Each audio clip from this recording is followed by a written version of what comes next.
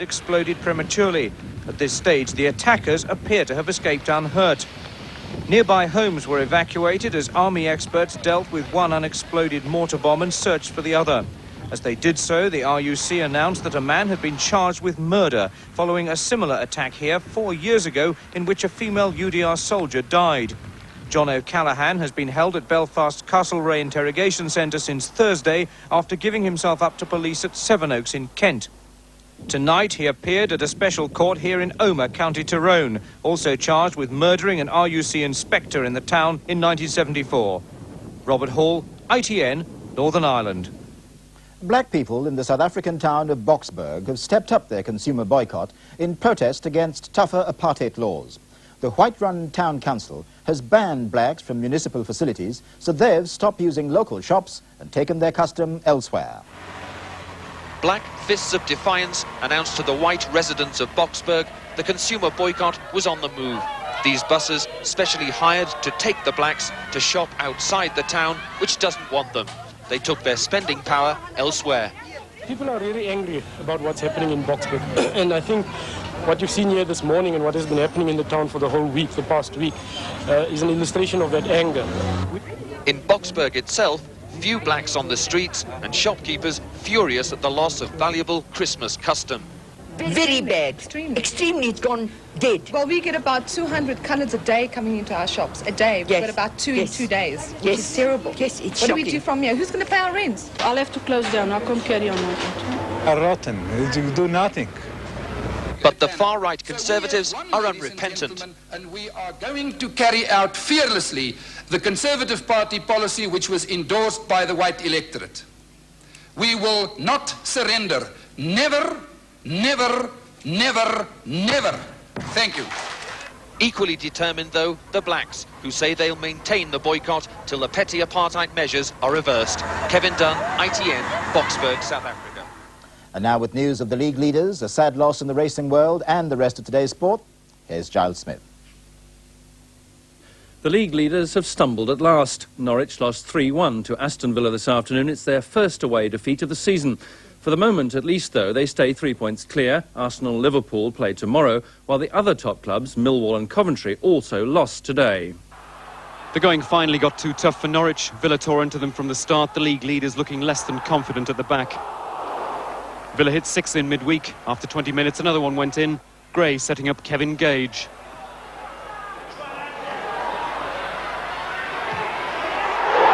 And this is the club that almost paid millions to bring goal scorer Gary Lineker back home. Norwich hadn't lost away from home before today. They played better away from their own hypercritical crowd. So there was no real surprise when they equalised. Putney neatly tucking away a lazy clearance. But as the rain swamped the second half, Villa were charging. Brian Gunn cut down McInally and surfaced with the ball, pleading innocence. But referee Martin saw it as a penalty, booked the keeper, who soon got his own back. But Villa weren't to be stopped so easily. Gray's cross found Platt, who made up for McInally's penalty miss.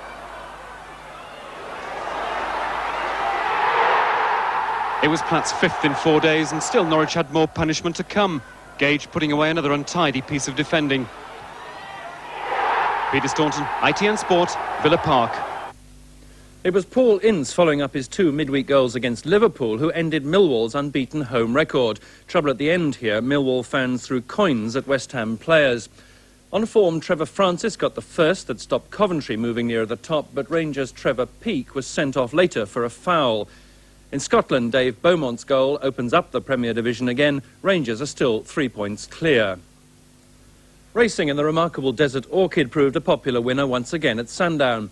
Taking advantage of a refusal at the start by the race favourite Vodkatini, Desert Orchid, ridden by Simon Sherwood, went on to dictate the race in his normal fashion, from the front. Very well-paced, but amazing performances.